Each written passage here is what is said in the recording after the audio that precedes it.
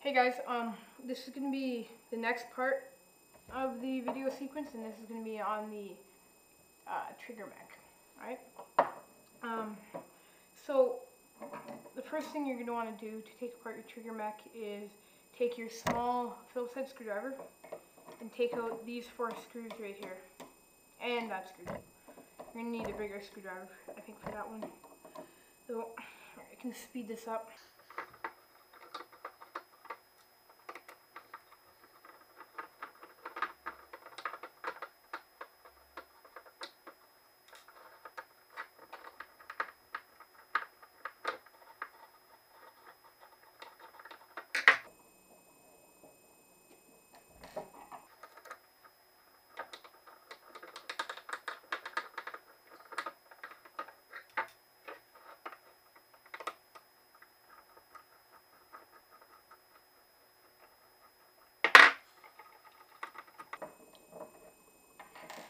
Okay, now I got all the parts off.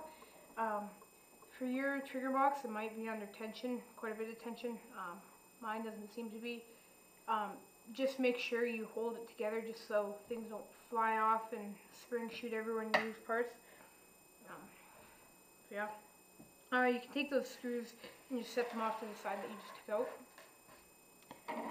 out. Now, just to open it up, my trigger right here is kind of lopsided and it pushes against the side of the trigger box. So to take mine apart, I just need to lift up the trigger here to center that square, and then I can just take off the top part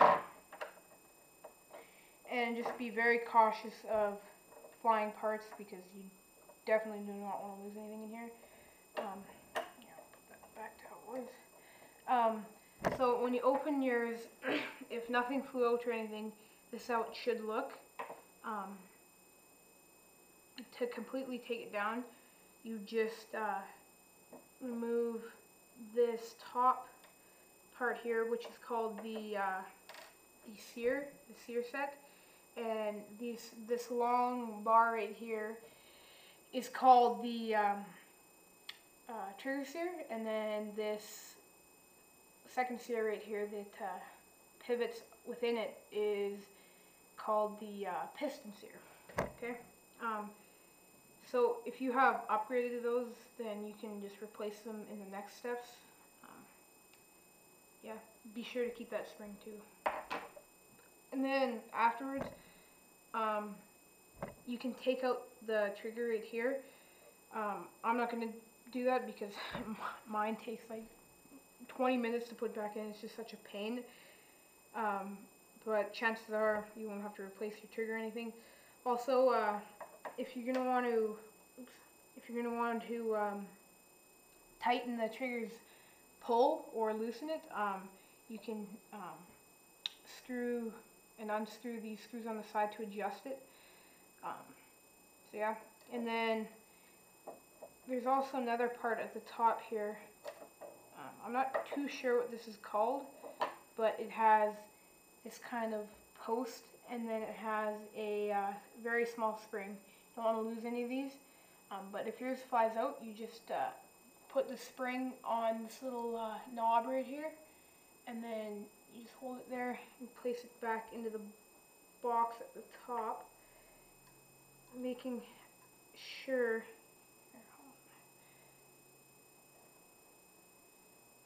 Sorry, my spring just came out.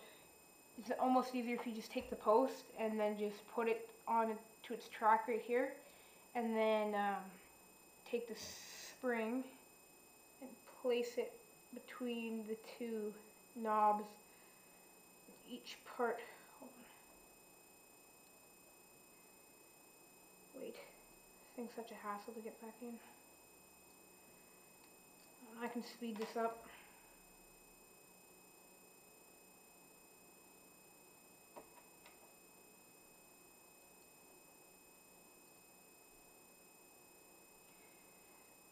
Okay, sorry, I got that in eventually.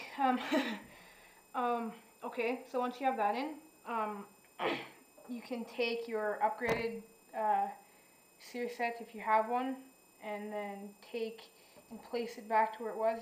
If this little post fell out, that just goes into this front hole here, and then the hole on the side of the sear just goes right on top of it.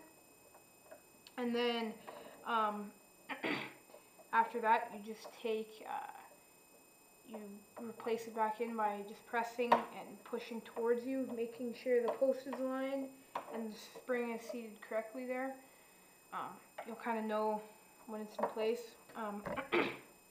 Now, my trigger box wasn't greasy or dirty at all, so if yours was, you'd want to wipe all the parts out, and then once you have them wiped and put back together, you want to take your silicone lube here, and just what I do is I squirt some on the where the piston sear pivots on the trigger sear, squirt some there, and then you can put some on the springs to keep them intact as well if you want, and on each post if you'd like.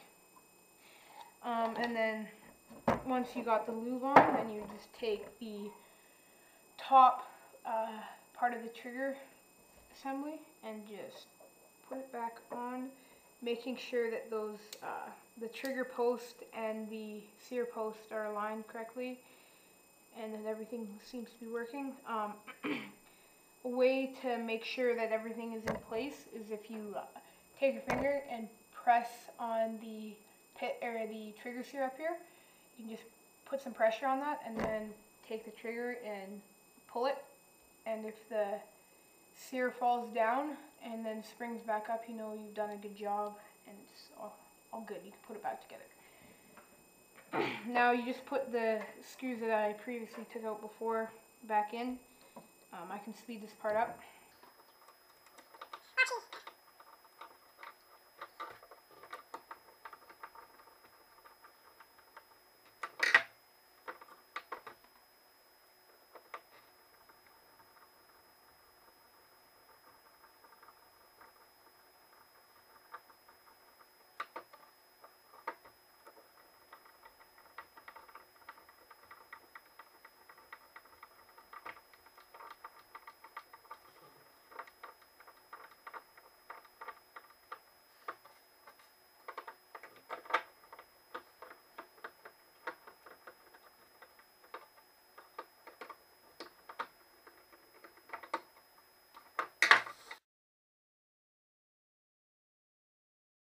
Okay, so once you have all that together, you're pretty much done. One thing that I have to say though is this, the safety spring up here, I like to tighten mine all the way down to keep good tension, and it just helps to know if you're on fire or safe better, most definitely. And yeah, that pretty much concludes it for the trigger Mech part. Yeah.